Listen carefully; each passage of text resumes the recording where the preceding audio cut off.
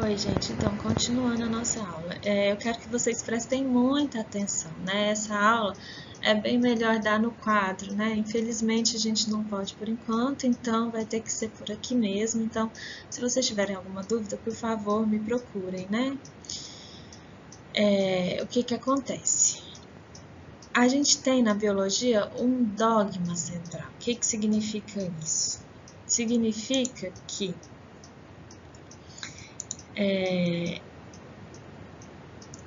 até então, né, agora, o que a gente sabe, né, o que a ciência sabe em todos os seres vivos, tá?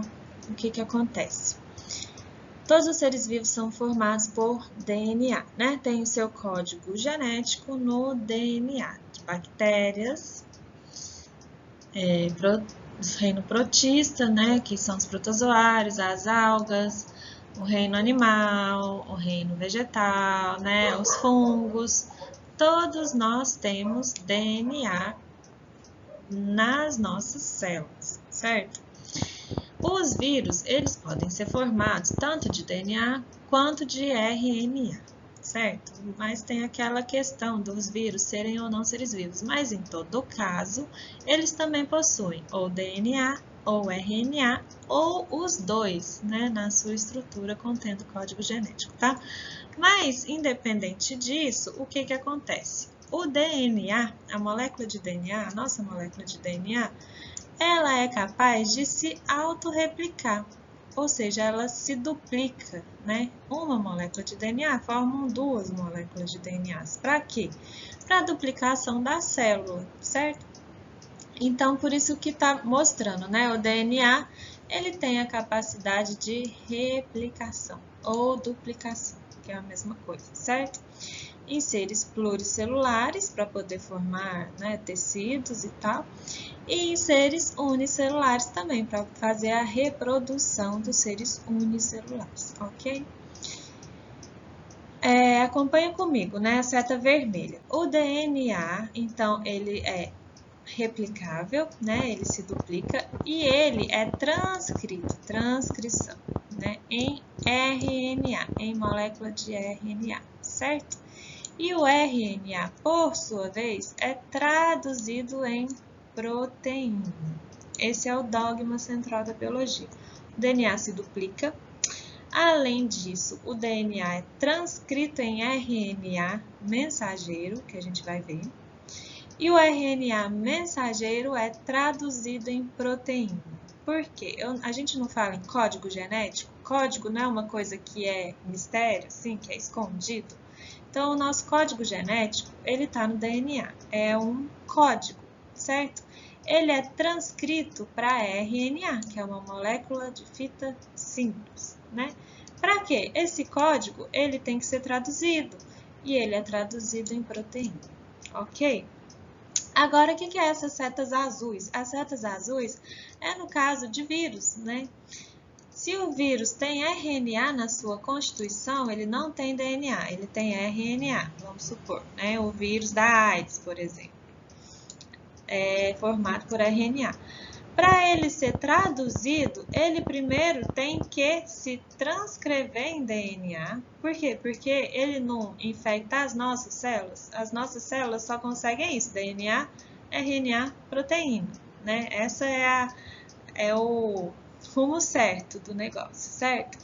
Os vírus que são formados por RNA, eles precisam se transcrever em DNA para depois voltar a RNA, para depois ser traduzidos em proteína. Por isso que a gente fala de transcrição reversa. A transcrição é DNA para RNA. A transcrição reversa é o reverso, é o RNA para DNA, tá? Isso para vírus, né? Formados de RNA, beleza? Para depois virar RNA de novo, para depois ser traduzidos em proteínas de novo, ok? Esse é o dogma central da biologia. E o RNA também, também é capaz de se replicar, né, nesses organismos, certo? Então vamos lá, o que é transcrição e o que é tradução e como que são essas coisas? Bom, aqui dá para ver mais ou menos, né, resumidamente, o que acontece no dogma central. O DNA não é uma fita dupla? O DNA, ele se replica, né? Na transcrição, o DNA, ele passa a informação do código genético, né, para o RNA, que é uma fita simples, certo? E o RNA é traduzido em proteínas, ok? E aqui também mostra a transcrição reversa, né? O RNA voltando a ser DNA novamente, tá? Então, vamos lá. Como que é a replicação primeiro, ou a duplicação do DNA?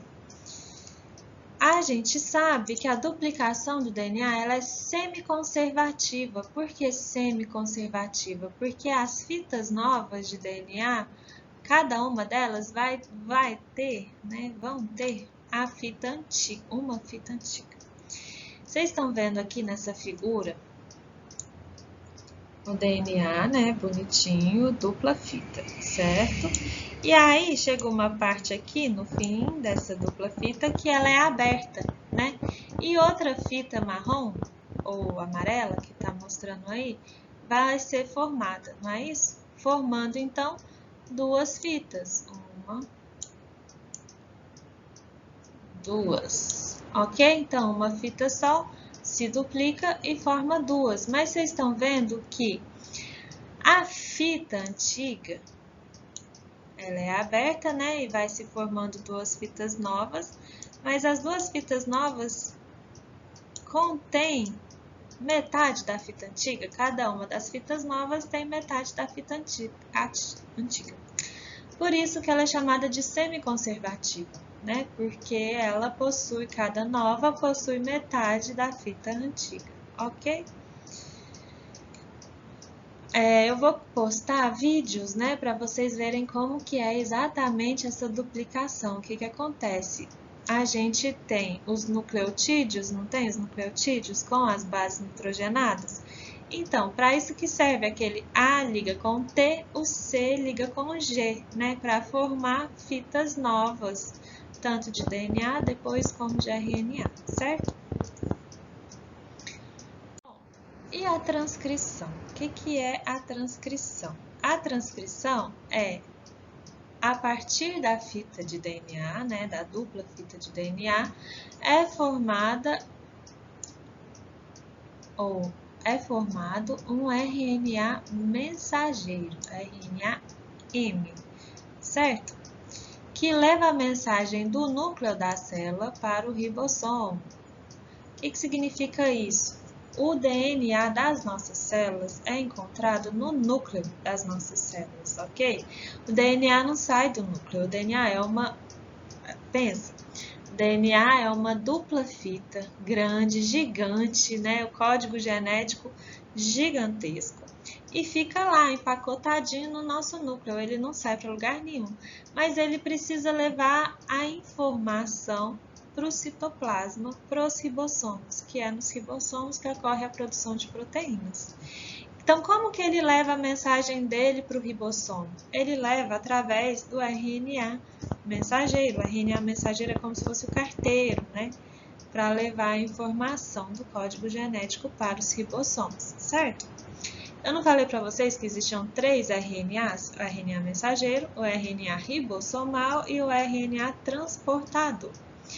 O RNA mensageiro, então, é o que vai ser formado através da transcrição. O RNA ribossomal é o próprio ribossomo, né? O ribossomo é formado por RNA ribossomal, tá? E o RNA transportador é na tradução que eu vou mostrar para vocês. E vai ter vídeos também para vocês entenderem melhor, né? Porque não tem quadro, não dá para eu ficar desenhando. Então, eu postei uns vídeos para vocês também nessa aula. Então, vamos lá. Ó, essa aqui é a dupla fita de DNA, né? Rosa e azul, estão vendo? Com os nucleotídeos, né? A, T se ligando, né? Nas bases nitrogenadas, A liga com T, C liga com G, certo? Na transcrição, ocorre a abertura dessa fita. Estão vendo? O rosinho aqui abriu e o azul abriu, né? Abriu a fita de DNA. Quem abriu a fita de DNA? Essa enzima, que é a RNA polimerase. Uma enzima é uma proteína. Então, uma proteína abre a fita para poder formar o RNA mensageiro. O RNA mensageiro, então, ele também não tem bases nitrogenadas? Ele também não é formado de nucleotídeos? Então, se a gente tem um C no DNA, vai ter um G aqui no RNA, certo? Se tiver um A aqui no DNA, vai ter um U no RNA, não vai ser T, né? Porque o RNA tem U, beleza? Se tiver um C aqui no DNA, vai ter o quê? Um G no RNA, certo? Se tiver um T, se tiver um T aqui no DNA, o que vai ter no RNA? Um A, ok? E assim sucessivamente. Então, vai formando, né, o RNA mensageiro com a mensagem do DNA. O que é essa mensagem? É o código genético. O que é o código genético? É a sequência de nucleotídeos. É essa sequência A, T, C, G, G, A, T, U. U é no RNA, certo? Essa sequência de bases nitrogenadas é o código genético. Por quê? A gente vai ver que essa sequência de letrinhas é necessária, é importante, é primordial para a produção de proteínas. As proteínas não são feitas por sequências de aminoácidos, então essa sequência não é importante? A sequência de nucleotídeos é extremamente importante para a produção de aminoácidos, para a produção de proteínas, certo? Então, relembrando, código genético, então, é essa sequência de letrinhas, né? Essa sequência importante de nucleotídeos, certo? E o RNA mensageiro, então, vai levar essa mensagem para os ribossomos, para a produção de proteínas, que é a tradução. Então, o DNA é transcrito em RNA mensageiro, né? Aquela sequência de nucleotídeos é transcrita para o RNA mensageiro.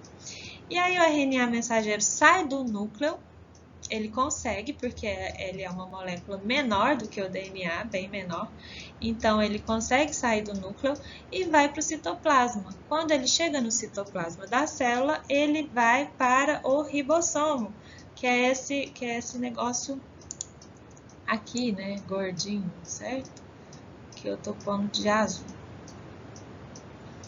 Ok? Lembrando, tá, gente? Tem o filminho para vocês, tá? Para vocês entenderem melhor, ok? Então, beleza, o RNA chega no ribossomo, o RNA mensageiro. Essa aqui é o RNA mensageiro, ó, que é esse traço, né?